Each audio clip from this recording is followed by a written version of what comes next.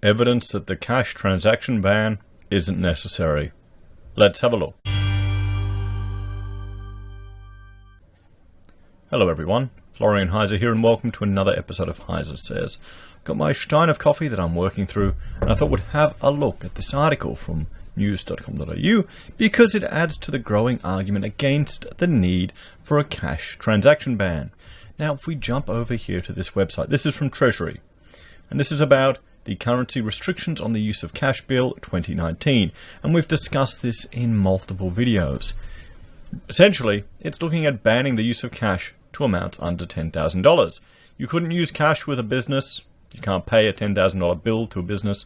It would result in a jail or a fine and a jail term. Why? Because, well, apparently it gives people a competitive advantage. And like the 25 transactions that occur per year in cash at this amount is a huge drain on the economy, so they need to impose all of these restrictions on us.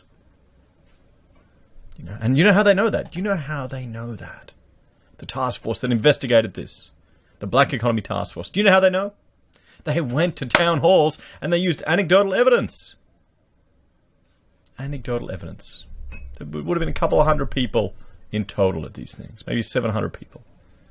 And that's what they're using to justify anecdotal evidence from people going to these stupid meetings, probably don't have enough work on. They probably suck, so they don't have enough work on, so they have to come and complain to the state to intervene in their lives to give them a competitive advantage. That's what they're doing to create more laws and legislation to clamp down on our lives. So it went through Treasury, and there were submissions. We discussed it on this channel. Other YouTubers were discussing it. Political parties were advocating against it. Speeches were made in the House of Representatives. No one was there to listen.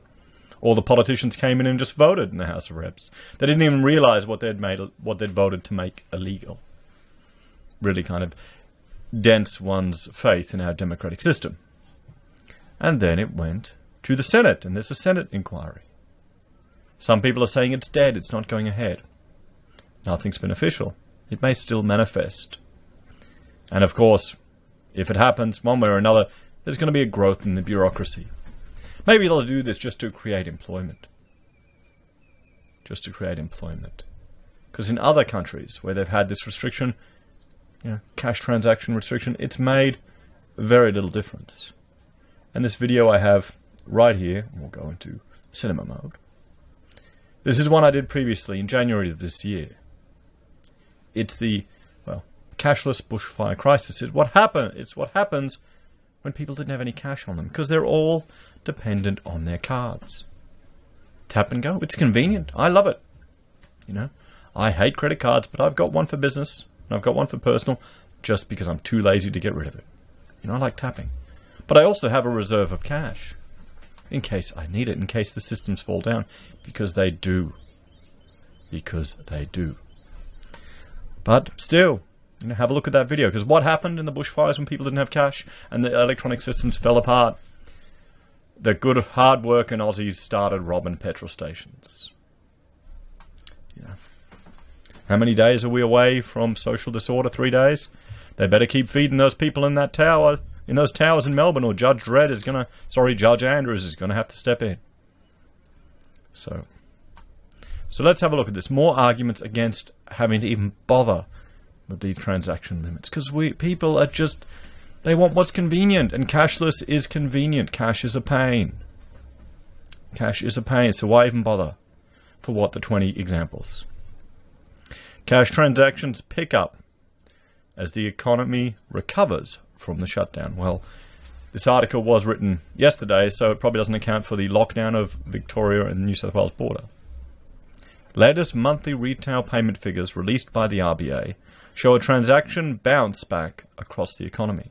According to the RBA, 828 million purchases were made by Australian-issued cards during the month of May, a 16.5% month-on-month increase. You've got to think about this. How, MasterCard, Visa, they're getting a slice of every single transaction.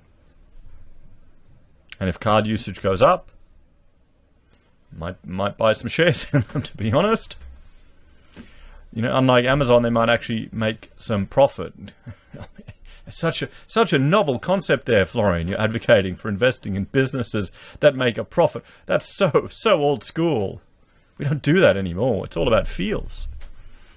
We're definitely in a clown world. The total monetary value of the card purchases sits at $52.3 billion. In the previous month, the total card spend fell by 22%, a direct result of restrictions impacting spending ability. Outstanding credit card balances fell by 10.3% compared with the previous month, while year-on-year outstanding debt decreased by 26.1%. So are people paying off their debts? Are people worried about what's happening? That's a good sign. That is encouraging. That is encouraging. People having a never again moment. People preparing. Are people using their mortgage holiday or their super to pay off their debts? If they don't fall into the trap again, that could be a benefit. It could be the thing that's freeing this noose of credit card debt around your neck. Only one thing worse is payday lenders. Rate City Research Director Sally Tyndall said the monthly fall equated to a $1.64 billion debt wipe-off. The pandemic has motivated us to take our personal finances more seriously, she said. Well, there you go. Remember, this is the first recession an entire generation is encountering. There are going to be people who weren't even born during the last recession. A big chunk of the workforce has never experienced tough times. So this may be what wakes them up.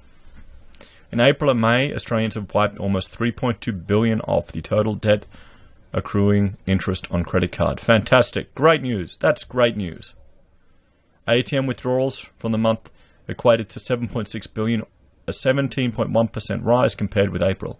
Cash withdrawal transactions from ATMs continue to show a long-term decline, experiencing a year-on-year fall of 30% ending at May 31. Cards on issue also fell by 0.7% over the month, while the number of check payments rose by 1.6% compared with April. Checks are still going on.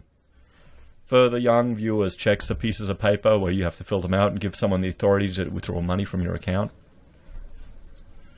Good old checks. But you've got to remember,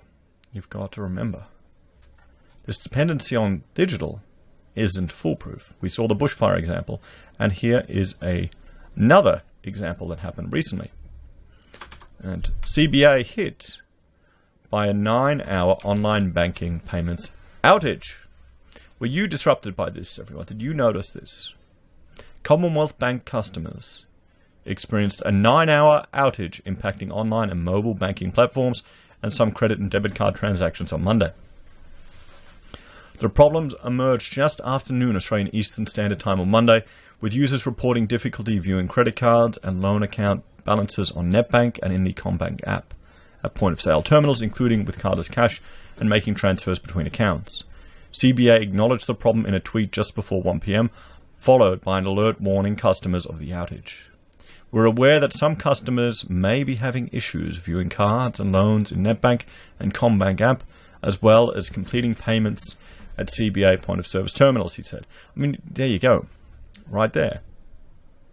We're sorry for disrupting the start of your week. We're looking into this as a priority and we'll keep you updated. 9 hours. 9 hours. If you don't have cash, what can you do? CBA said viewing accounts and statements for some home loans, credit cards, transactions and savings accounts in the app could be a problem for customers. By 7:10 p.m, some services had begun returning to normal. By 7:10 p.m. p.m. in the evening. What if you bought petrol or food on the way to work? All other services, including payments, were back online by 8:45. Oh, okay, almost 9 hours after the problem began. Services are now operating as normal. So, there you go, everyone. There you go. What's this? The problems are the first major outage to be experienced by the bank since last October, when NetBank uses by the bank. Okay, CommBank. Well, we also had other issues here with regards to this in January. So, there you go, everyone. More evidence that just restricting the use of cash isn't necessary, and in some regards it's not safe. Why we're focusing on this $10,000 limit, what they want to do is they know we're all going to behave. Australians are good, little docile Good little docile convicts. We do what we're told. So they want to make it harder for people to launder money. That's the reason for it. And they want to just capture as much taxation as they can. There's other theories saying that it could lead to a negative interest rate where you're locked in the banking system. I would argue if they were ever going to go down that path, they'd just do the advanced approach of having two currencies. You've got your digital dollar, you've got your paper dollar. They'll create a exchange rate between the two and use that to affect negative interest rates on physical money. So there'll be no way to get out of it unless you invest in other things. So there we have it, everyone. I'd say another nail in the coffin against the argument that we need to have restrictions on the use of cash here in Australia. How about we just cut the bureaucracy where we can? There's a whole section there where we don't... Another piece of legislation that if you implement it, it will cause more government expenditure for very little benefit. And it'll piss off a lot of people. Let me know your thoughts and opinions in the comments below. Please like, share, and subscribe to the channel. If you're a fan and want to support the content I create here, there are a few ways you can. You can join us on YouTube or Patreon. You can support us via using our affiliate links at Amazon, eBay, Independent Reserve, or Kucoin. You can buy our merch for HeiseSays. You can support us via Gold Pass or using PayPal. Thanks, everyone. I'll see you next time.